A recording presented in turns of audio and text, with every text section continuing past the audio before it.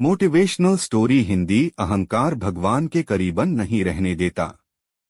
एक समय की बात है जब भगवान श्री कृष्ण ने अपनी पत्नी सत्यभामा को स्वर्ग से पारिजात वृक्ष लाकर दिया था। तब सत्यभामा को इस बात का अभिमान हो गया था कि वह सबसे अधिक सुंदर है और भगवान श्री कृष्ण की अति प्रिय रानी है।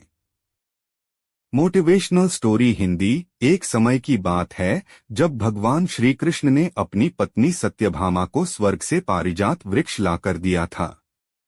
तब सत्यभामा को इस बात का अभिमान हो गया था कि वह सबसे अधिक सुंदर है और भगवान श्री कृष्ण की अति प्रिय रानी है।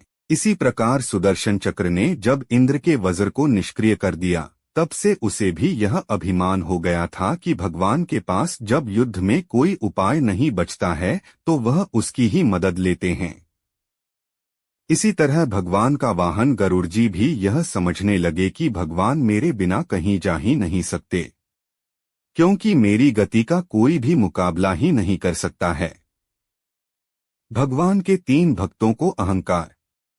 भगवान श्री कृष्ण जानते थे कि उनके इन तीनों भक्तों को अहंकार हो गया है और इनका अहंकार नष्ट करने का समय आ गया है।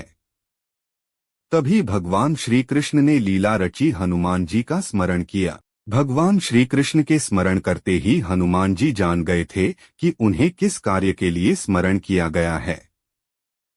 अब भगवान श्री कृष्ण ने गरुड़ से कहा, हे गरुड़, तुम हनुमान के पास जाकर यह कहना कि भगवान श्री राम ने उन्हें द्वारिका बुलाया है।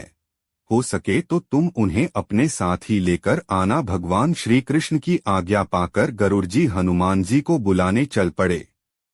गरुड़ जी ने हनुमान जी के पास पहुंचकर कहा, हे वानर श्रेष्ठ, भगवान श्री राम ने आपको याद किया है। आप मेरी पीठ पर बैठ जाइए, मैं आपको शीघ्रता से प्रभु के पास पहुंचा देता हूं। हनुमान जी ने विनयपूर्वक गरुड़ से कहा, आप चलिए, मैं आता हूं। गरुड़ ने सोचा, पता नहीं हनुमान जी कब पहुंचेंगे। खैर, मुझे क्या, कभी भी पहुंचे, मेरा कार्य तो पूरा हो गया, मैं चलता हूं। यह सोचकर गरुड़ जी शीघ्रता से द्वारका की ओर चल पड़े। इधर द्वारिका में भगवान श्री कृष्ण ने श्री राम का रूप धारण किया और सत्यभामा के साथ सिंहासन पर बैठ गए।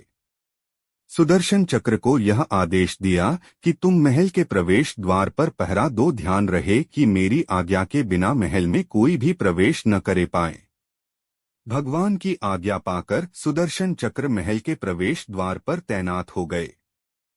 तभी हनुमान जी द्वार पर पहुंच गए थे। सुदर्शन चक्र ने हनुमान को रोकते हुए ये कहा कि आप बिना आज्ञा के अंदर नहीं जा सकते। हनुमान जी सुदर्शन चक्र को मुंह में रखकर शीघ्रता से अपने प्रभु से मिलने चले गए। हनुमान जी ने अंदर जाकर सिंहासन पर बैठे प्रभु श्री राम को प्रणाम किया और कहा, प्रभु आने में देर तो नहीं हुई। साथ ही कहा, प्रभु माता सीता कहाँ है? आपके पास उनके स्थान पर आज यह कौन दासी बैठी है? सत्यभामा ने यह बात सुनी तो वह बहुत ही लज्जित हो गई थी और इसी तरह उनका सारा घमंड चूर हो गया।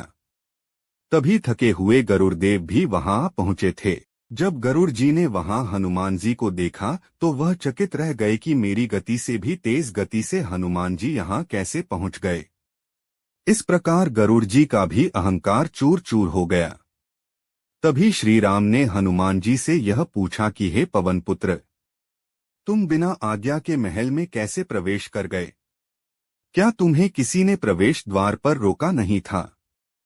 हनुमान जी ने कहा, मुझे क्षमा करें प्रभु, मैंने सोचा आपके दर्शनों में विलंब होगा, इसलिए इस चक्र से उलझा नहीं, उसे मैंने अपने मुंह में दबा लिया था। यह कहकर हनुमान जी ने मुंह से सुदर्शन चक्र को निकालकर प्रभु के चरणों में रख दिया। सत्यभामा, गरुड़ और सुदर्शन चक्र का घमंड हुआ समाप्त। इस प्रकार सुदर्शन चक्र का भी सारा घमंड समाप्त हो गया था। अब तीनों के घमंड चूर हो गए थे। भगवान भी यही चाहते थे।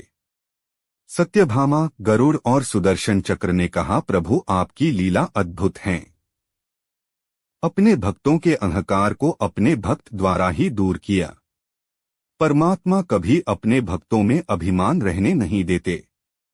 अगर भगवान श्री कृष्ण सत्यभामा, गरुड़ और सुदर्शन चक्र का घमंड दूर न करते तो वे तीनों उनके के निकट रह नहीं सकते थे। और परमात्मा के निकट वही रह सकता है जो मैं और मेरा से रहित है। हनुमान जी प्रभु श्री राम के इतने निकट इसीलिए रह पाए क्योंकि न तो प्रभु श्री राम में अभिमान था न उनके भक्त हनुमान में। नहीं कभी भगवान श्री राम ने कहा कि मैंने किया है और न ही हनुमान जी ने कहा कि यह मैंने किया है। दोनों एक हो गए, इसलिए दोनों एक हो गए। न अलग थे न अलग रहे। इसीलिए भगवान से जुड़े व्यक्ति में कभी अभिमान हो ही नहीं सकता। मित्रों, आमतौर पर हर किसी को अपने ऊपर अभिमान हो जाता है। ये अहंकार ही इंसान और भगवान से मिलन में सबसे बड़ी बाधा है। इसीलिए मंदिर में सदैव सिर झुकाकर आने का नियम बनाया गया है, ताकि हम अपने अहंकार को जान सके, क्योंकि भक्ति मार्ग का सबसे पहला कदम है अहम और अभिमान रहित जीवन।